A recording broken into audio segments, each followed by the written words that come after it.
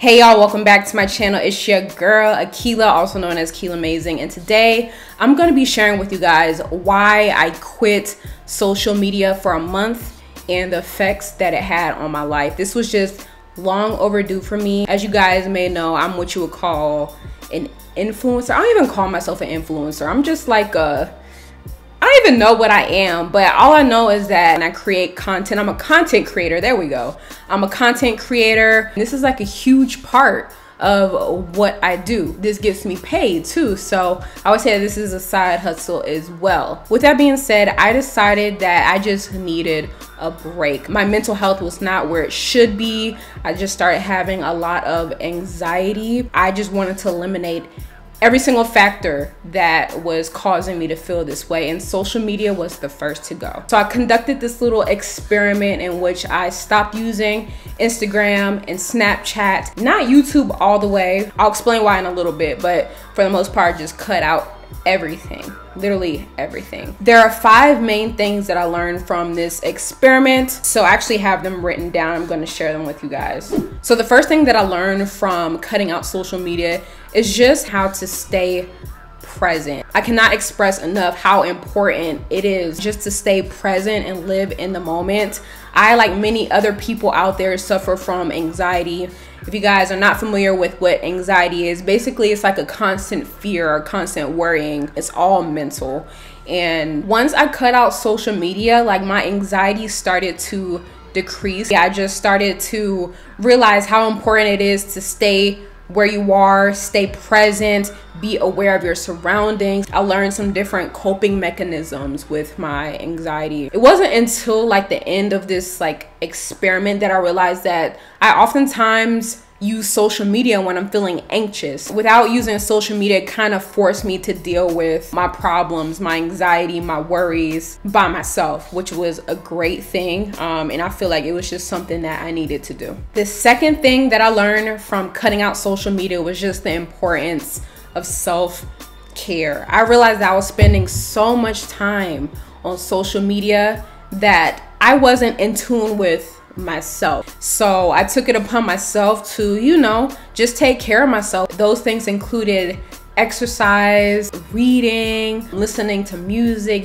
dancing, like just anything that made me feel good about myself. And then one really important thing that I got into during this time was meditation, y'all. Like meditation has helped me so much. When you have anxiety, it's just hard for your mind to slow down and stop racing. But when you meditate, it's literally just you clearing your mind, clearing your thoughts, and becoming one with the world. It's literally just you staying present and being in the moment. I've been really into guided meditation. It's kind of hard to just jump straight into meditation when you haven't really done it before. So I've been doing it for maybe about a month and a half or so. Meditation is a practice, so I know that I'm not gonna be zen right off the bat, but it's gonna take time, and I'm perfectly okay with that. That's why I didn't delete YouTube, mainly because a lot of the guided meditations that I was using are found on YouTube. I'm really glad that I took this time away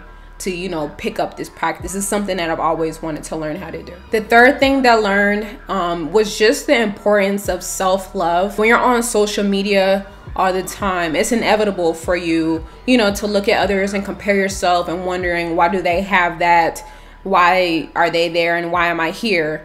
But your journey is your journey. Your journey is not like anybody else's. You can't compare your chapter 1 to somebody's chapter 20. Social media is all glitz and glamour. It's people's highlight reels. You don't see what people really go through. That was one of the main reasons I wanted to leave social media, just to clear my mind, to focus more on myself and not on others. And it's overwhelming sometimes, especially being an influencer or blogger or content creator, whatever you want to call me.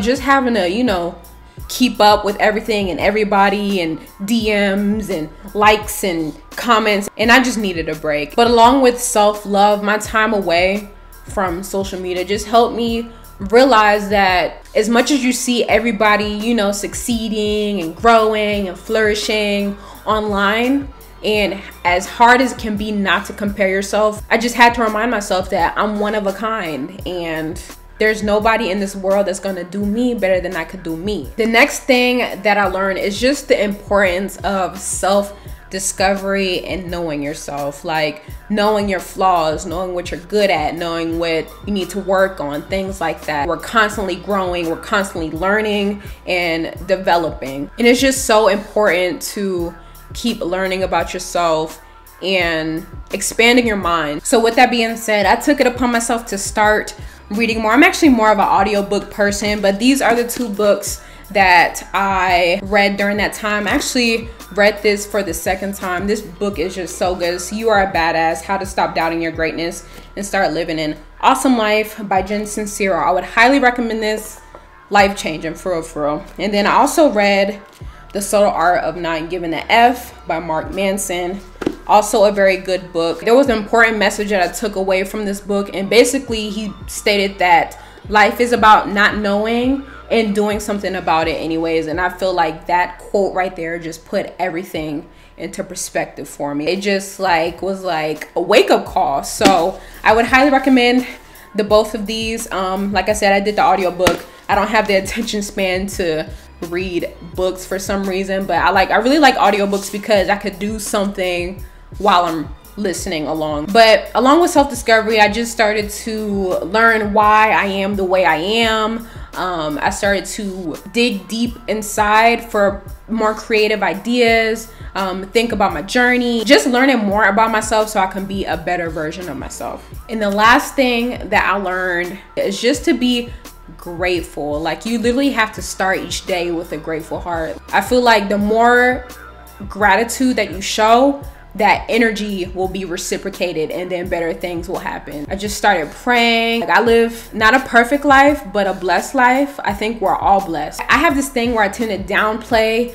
my accomplishments when I really need to be, like, you know, celebrating myself. I'm just so grateful just for like the opportunities, just another opportunity at life every day, along with my friends, my family, my boyfriend, just like life. Like, these days I'll wake up in the morning and just go out onto my patio and just look around and realize how beautiful life is. I just have a newfound appreciation for life. But yeah, so that's everything that I learned during my time away.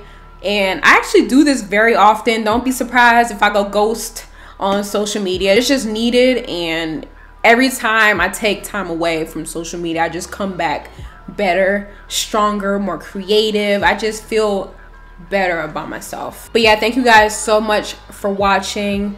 If you do like this video, be sure to give me a thumbs up for more open, honest videos, and I'll see you guys in the next one.